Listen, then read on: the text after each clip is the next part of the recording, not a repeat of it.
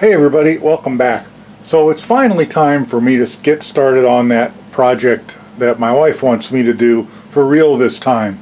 So in preparation, I printed out a few of these test pieces to kind of get my my nozzle size, my infill size, all the different Cura settings figured out to maximize both the, or maybe better word would be to balance the print time versus the quality, because I didn't want a 40-50 hour print time and take a risk of using up the lights flickering for some reason. Stop that. I didn't want to risk running out of filament. So I finally got what I wanted done. Let me get these back out of the way and let's get our filament open. So this is kind of going to be, the main purpose of this video is to kind of get a first look at the filament she wants to use. Some of you guys might not be familiar with this. I certainly am not. I haven't even opened the box yet. So let's get it out of the box. And this is the marble PLA, and it is just PLA. There's nothing odd about it. It is just a PLA. Print temp is 195 to 230, and it probably use a 50C bed temp on it.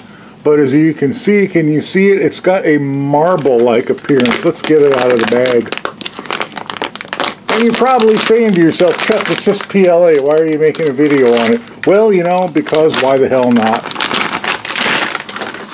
So, better look at it now. You can see it's got this marble look, and when it prints, it's supposed to look like, you know, marble rock printed. So, I'm going to get the red filament. I currently got red filament in the Alpha YZ20, and I'm using the Alpha YZ20 because it's the only printer I have large enough to print this project. I've got the print time down to about 25 hours, at least that's what Cura says, which means it's probably going to be about 30. And I've got some really nice looking top layers. Everything looks good. I'm really happy with all my settings. So let's get it in. Let's print one of these little test pieces and let's see what it looks like. Alright, filament's loaded in, printer's up to temperature. Let's print one of those little test pieces. I'm just going to use the same G-code that I used for the PLA that I printed my very last test on that I was so happy with, and let's see how that turns out.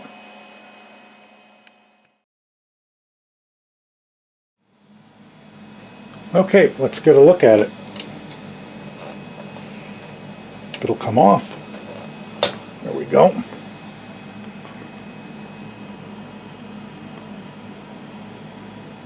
That has a pretty interesting look to it. Hope you're getting it here.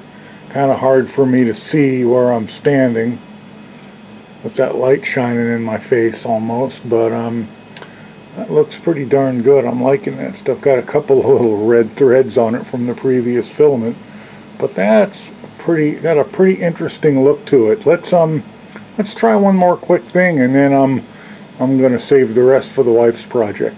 Be right back. Okay, let's take a look. I had already knocked it loose. As you can see, this one didn't print very well. This was the woman bust in vase mode. But it does give you a pretty decent feel for how this filament is going to look. Disappointed in the way it printed, but then again, this was the bunch of settings that I designed for the atomizer stand that I'm going to make for the wife. And I just went ahead and clicked vase mode and said do this. But you get an idea what this filament looks like. Has that nice light gray with darker gray speckled. It's supposed to look like marble. Kind of does, really.